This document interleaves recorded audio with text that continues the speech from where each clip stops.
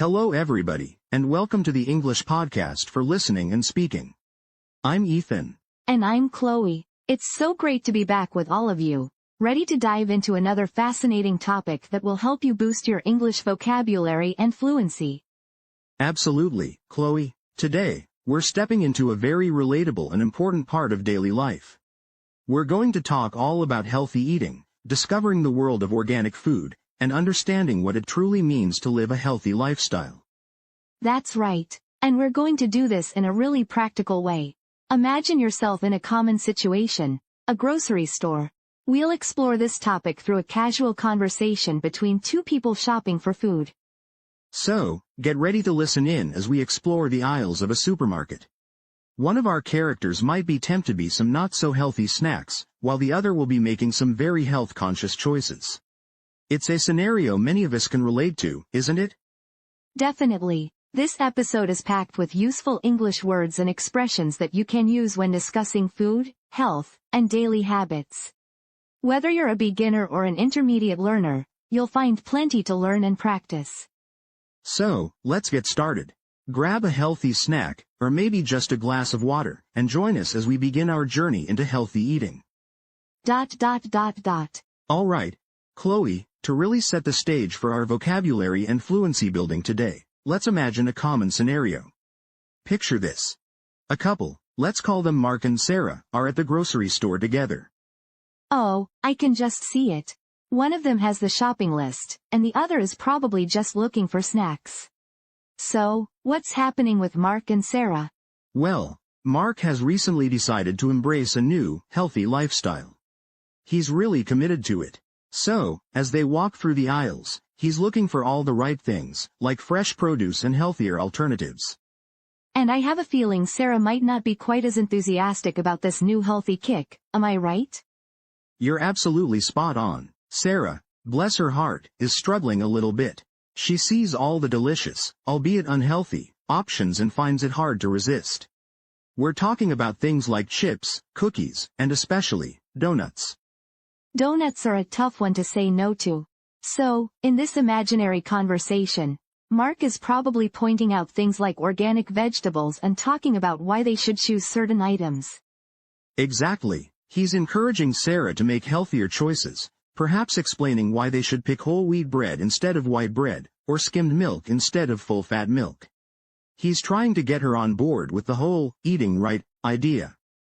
And Sarah, while she might appreciate his efforts, is likely still eyeing the bakery section with longing.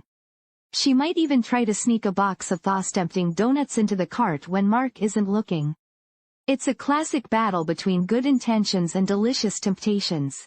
It truly is. This little scenario perfectly illustrates the kind of everyday challenges and decisions we face when trying to live a healthy lifestyle. It's also where a lot of our key vocabulary and expressions for today will come into play. So, keep this picture of Mark and Sarah in your mind as we go through the language. All right, Chloe, that scenario with Mark and Sarah at the grocery store really gives us a great foundation for understanding some key vocabulary.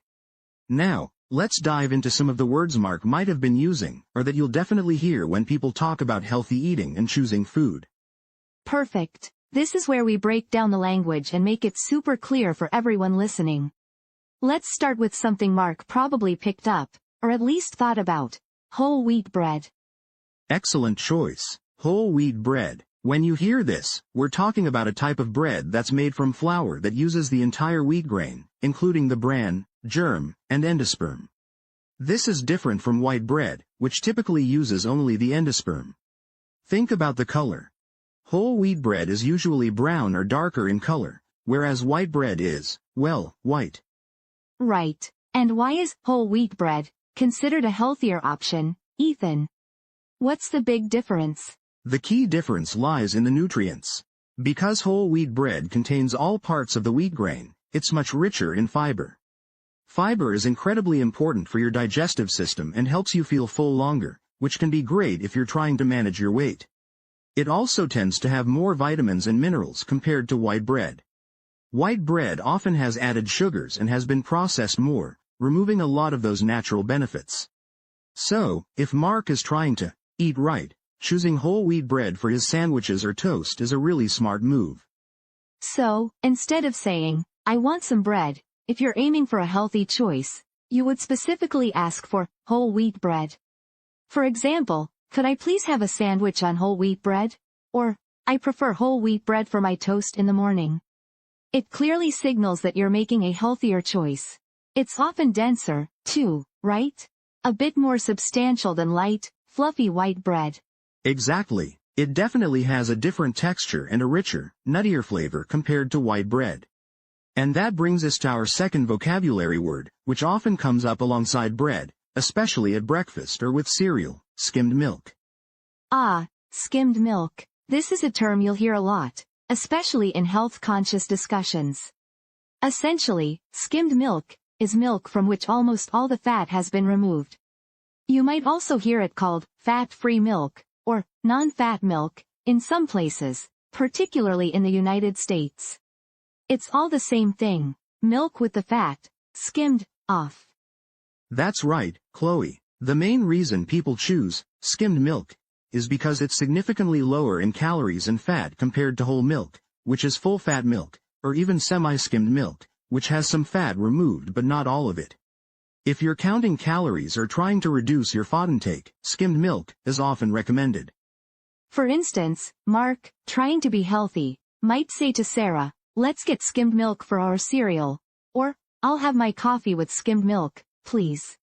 It's a very common choice for people on a diet or those simply aiming for a healthier lifestyle. The taste is generally lighter, and it doesn't have that creamy richness that whole milk has. Some people love it, some prefer the creaminess of full fat, but skimmed milk is undeniably the lower calorie option. Absolutely. And speaking of making choices that are not just good for your body but also for the environment, our next word is a really popular one, especially in recent years. Organic. Organic is a term that has become incredibly common in grocery stores and farmers markets around the world. When food is labeled organic, it means it has been produced without the use of synthetic chemicals, pesticides, genetically modified organisms, or artificial fertilizers.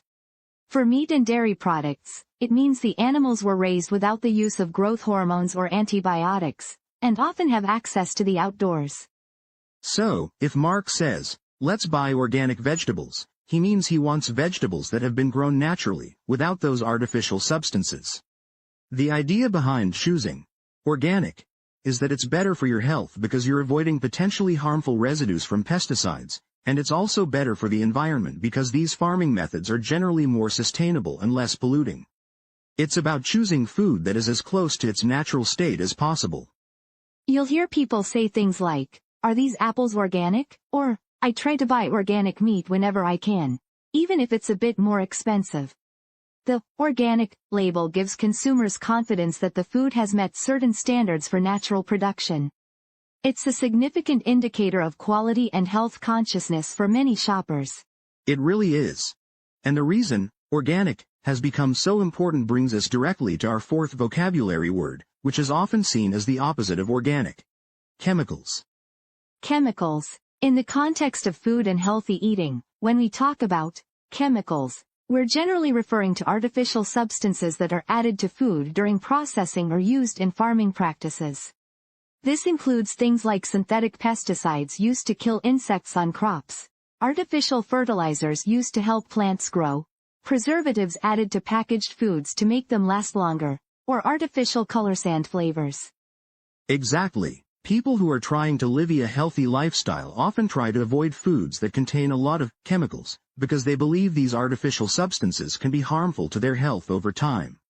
For example, some preservatives or artificial colors have been linked to health issues. So, when Mark pushes for organic vegetables, part of his reasoning is to avoid the chemicals that might be present on conventionally grown produce. You might hear someone say, I'm trying to cut down on processed foods because they contain too many chemicals, or, I prefer to buy fresh produce to avoid all those chemicals. It's a very broad term, but in this context, it always refers to man-made, artificial substances that people often view with suspicion in their food. It really underscores why choosing organic is often seen as a safer, cleaner option. because the promise of organic food is precisely that it's grown without these synthetic chemicals. So, to recap those 4 crucial words for healthy eating. We have whole wheat bread, which is the healthier, fiber-rich alternative to white bread. Then there's skimmed milk, the fat-free, lower-calorie dairy option. And we talked about organic, referring to food grown without synthetic chemicals or pesticides, aiming for better health and environmental impact. Finally, chemicals, in this context, are the artificial substances in food or farming that many health-conscious people try to avoid. These words are essential for understanding discussions about diet and healthy choices, whether you're at the grocery store like Mark and Sarah, reading a health article, or just chatting with a friend about what they had for lunch. Knowing them will definitely help you navigate the world of healthy eating in English. All right, listeners, you've just gained some fantastic new vocabulary related to healthy eating and grocery shopping. We've broken down whole wheat bread, skimmed milk, organic, and chemicals for you. Now that you have a clearer understanding of these terms, we think it's the perfect time to listen to Mark and Sarah's grocery store conversation one more time. This will be a great opportunity to hear these words in context again. You'll likely catch things you missed before and solidify your understanding of how they're used naturally in a conversation. Pay close attention to how Mark and Sarah use these new words, and even how their intonation and pronunciation sound. It's excellent practice for your listening comprehension and also for improving your own speaking. So, let's go back to the grocery aisle with Mark and Sarah. Listen carefully, and see how much more you understand now. Here it is again, the grocery dialogue. Welcome back to English Podcast for listening and speaking. We've just revisited that grocery store dialogue, and we hope you're feeling more confident with the vocabulary. Now, let's move beyond individual words and look at some common phrases that are super useful when talking about healthy eating and living. These are expressions you'll hear all the time. Absolutely. Our first phrase is a really common one. Eat right. Chloe, what exactly does it mean to eat right?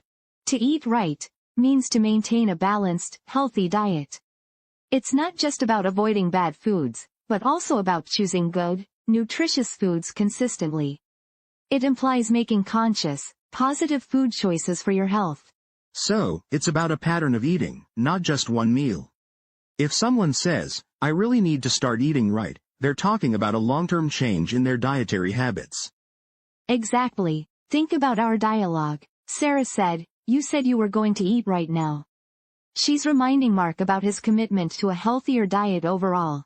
We often hear it in contrast to unhealthy habits. For example, we need to stop eating junk food and start eating right. This shows a clear shift from poor choices to better ones. Or, if you're feeling a bit low on energy, you might think, maybe I haven't been eating right lately. It connects your diet to your overall well-being. It's a great, concise way to express the idea of having a good, wholesome diet. It's much more natural than saying, I need to consume a nutritionally balanced diet. Definitely. Our next phrase is one we've already mentioned, junk food. Ethan, what comes to mind when you hear junk food? Oh, junk food. Immediately makes me think of chips, soda, candy, fast food, and anything that's high in calories but low in nutrients. It's often highly processed and not very good for you, even if it tastes delicious. That's right. It's called junk because it offers very little nutritional value for the amount of calories it provides. It's empty calories, basically. It can be popular because it's convenient and often satisfies cravings for salt, sugar, or fat. In our dialogue, Sarah was tempted by the donuts and called them junk food. That's a perfect example. Donuts are typically high in sugar and fat, and don't offer much in terms of vitamins or fiber. Other classic examples are French fries, sugary cereals, highly processed snacks, or even some types of frozen meals. The key is low nutrient, high calorie. So, if you're trying to eat right, you're likely trying to cut down on junk food. They are often used as opposites in conversation. Precisely. You might say, I'm trying to avoid junk food this week, or, my kids eat too much junk food. It's a very common and easily understood term. It's important to remember that having a little bit of junk food occasionally is usually fine for most people. The problem arises when it becomes a significant part of your regular diet. Exactly. It's about moderation, which leads us perfectly into our third and final phrase for this section, healthy lifestyle. Ethan, this is a broader concept, isn't it? It certainly is, Chloe. A healthy lifestyle is a much wider umbrella. It's a way of living that includes not just a good diet, or eating right, but also regular exercise, sufficient sleep, and even managing stress. It's about your overall daily habits and self-care. So, it goes beyond just what you put on your plate. If someone says they're living a healthy lifestyle, they're probably exercising, getting enough rest, and trying to reduce stress, in addition to eating well. That's it. In our dialogue, Mark's commitment to eating right is part of his larger goal to live a healthy lifestyle. He's not just changing his diet, he's changing his whole approach to well-being. You'll often hear people talk about specific components of a healthy lifestyle.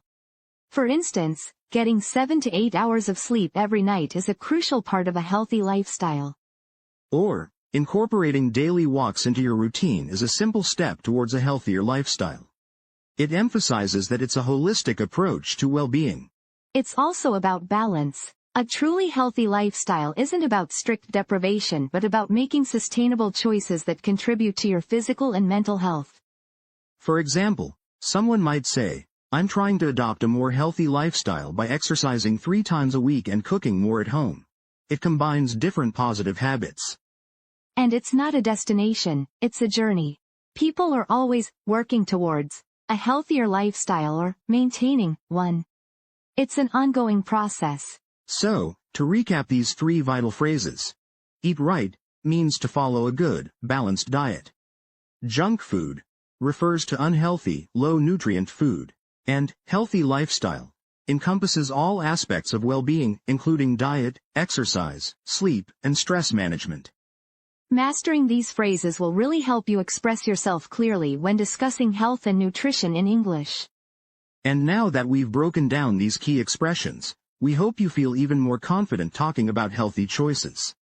Ethan, after all that talk about eating right and avoiding junk food, I'm curious.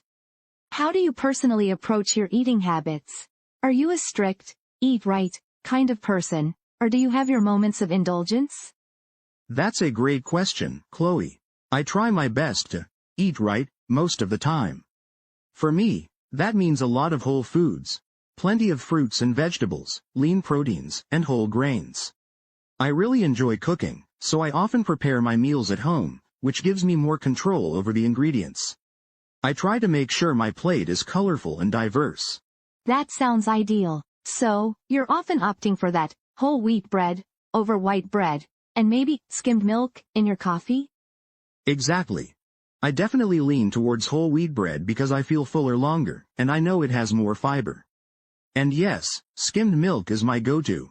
I find it just works better for me. But let's be real, I'm not perfect. I absolutely have my moments. If there's a social gathering, or if I'm out with friends, I'm not going to stress about every single bite. It's about balance, isn't it? It absolutely is. I'm very much the same. During the week, I make a conscious effort to prepare healthy meals.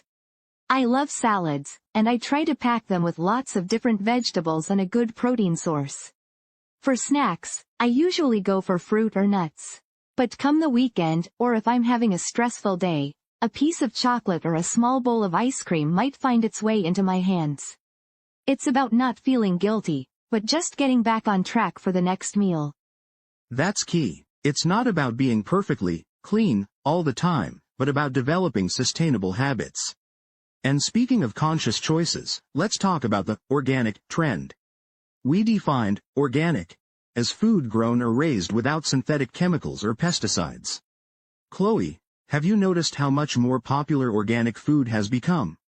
Oh, absolutely. It's exploded in popularity, especially in places like the US and Europe. Walk into any major grocery store now, and you'll see entire sections dedicated to organic produce, dairy, and even packaged goods. A decade or two ago, it was much more niche, found mainly in specialty health food stores. Definitely, and it's not just a passing fad. There's a strong movement towards it, driven by a combination of factors. Many people believe that organic food is healthier because it doesn't contain those chemicals, the synthetic pesticides, herbicides, and artificial fertilizers that conventional farming uses. There's a perception that it's purer and more natural. Yes, and beyond the health aspect for individuals, there's also the environmental angle, which ties into the idea of a green option. Choosing organic is often seen as being better for the planet. Can you elaborate on that green option phrase? What does it mean in the context of organic food? When we say green option, we're talking about choices that are beneficial for the environment. For organic food, this means farming practices that promote ecological balance. Organic farms typically focus on soil health, biodiversity, and reducing pollution. They avoid synthetic pesticides and fertilizers, which can run off into waterways and harm ecosystems. It's about sustainability and a lower environmental footprint. So, by choosing organic, people feel they are not only benefiting their own health but also contributing to a healthier planet. It's a consumer decision with a wider ethical and environmental impact. Precisely. It aligns with a broader, healthy lifestyle ethos that extends beyond personal well-being to include environmental consciousness. Of course, there's always a debate about the cost of organic food, which can be higher, making it less accessible for some. But the demand continues to grow. It really shows how our understanding of healthy is expanding, doesn't it?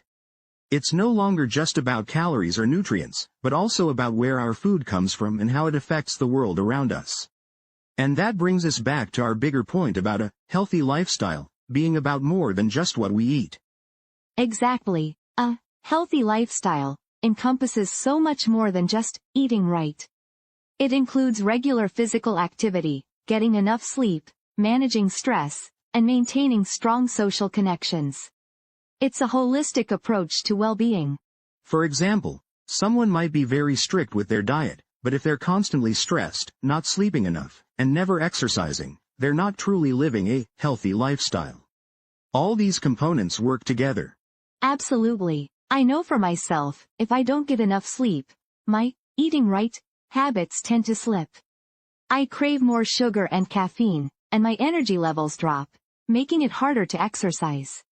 It's a domino effect. So, prioritizing sleep is just as important as choosing whole grains. And exercise is another huge pillar. It doesn't mean you have to be a marathon runner, but finding ways to move your body regularly is vital. Whether it's walking, cycling, dancing, or hitting the gym, consistent physical activity boosts both physical and mental health. It's part of the complete package, and stress management, which is often overlooked. In our fast-paced lives, finding ways to relax and distress, whether through meditation, hobbies, or spending time in nature, is crucial for a truly healthy lifestyle. Chronic stress can have a huge negative impact on our bodies, regardless of how perfectly we eat right. You know, one thing I always emphasize to people is that a healthy lifestyle is about balance, not perfection. And this brings us back to something we touched on earlier, something from our dialogue: donuts. Ah, the forbidden fruit, or in this case, the forbidden fried dough. Sarah's struggle with the donuts was very relatable. It really was. Even when we're committed to eating right and living a healthy lifestyle, there will be those moments. A healthy lifestyle doesn't mean you can never enjoy a treat. In fact, extreme restriction can often backfire. I totally agree. If you deprive yourself entirely of your favorite junk food, you might end up feeling miserable and eventually binge. A truly healthy approach allows for occasional indulgences. It's about fitting them into your overall pattern, rather than letting them define your diet. Like with the donuts, having one donut once in a while isn't going to undo weeks or months of eating right and making conscious choices. It's the daily habits that build up over time. If you eat well 80 to 90% of the time, that occasional donut is just a small blip. It's part of the real-life humor aspect, isn't it? We can talk about healthy eating, organic produce, and rigorous exercise, but we're all human. We all have those moments where we just want something comforting or delicious that might not be the healthiest option. Exactly. My personal indulgence is a good, cheesy pizza. I know it's not a health food, but enjoying a slice with friends on a Friday night is part of my overall happiness and social well-being, which is also part of a healthy lifestyle. It's about finding that sweet spot. Mine would have to be really good quality potato chips, maybe with some guacamole. I can resist for weeks, but then one bag will appear, and it's suddenly a major temptation. But then I tell myself, okay, enjoy this, and tomorrow, it's back to my healthy habits. That balance makes it sustainable. So, the takeaway here is that a healthy lifestyle is a comprehensive, balanced, and sustainable approach to living well. It's not about being perfect or never touching junk food, but about consistency in making good choices, understanding the green option of things like organic food, and knowing that a treat now and then is perfectly fine and often necessary for mental well-being. It's about progress, not perfection. And it's a personal journey for everyone. What eating right looks like for one person might be different for another, but the core principles of whole foods, movement, rest, and managing stress remain universal. That's a great summary, Chloe. And it really brings together all the vocabulary and phrases we've discussed today. And that brings us to the end of another episode of English Podcast for Listening and Speaking. We've covered a lot today, from whole wheat bread and skimmed milk to understanding what organic means and how chemicals impact our food choices. We've also explored common phrases like eat right, junk food, and the broader concept of a healthy lifestyle, emphasizing balance and not perfection. We truly hope that this episode has given you some valuable new vocabulary and expressions, and perhaps even sparked some thoughts about your own eating habits and lifestyle choices. We'd love to hear from you. What are your thoughts on healthy eating? Do you prioritize organic food? What does a healthy lifestyle mean to you? You can share your comments and experiences on our website. Just visit EnglishPodcast.com and find today's episode. We always enjoy reading your feedback and learning from your perspectives. And remember, whether you're just starting to think about eating right, or you're already living a dedicated, healthy lifestyle, every small choice makes a difference. It's not about being perfect, it's about being mindful. So, reflect on your habits, consider trying some new, green options, like organic produce, and slowly but surely, incorporate more healthy choices into your daily routine. Thank you so much for joining us today. Keep practicing your English, keep exploring new vocabulary, and most importantly, keep striving for a balanced and healthy life. Until next time, take care, and we'll talk to you soon.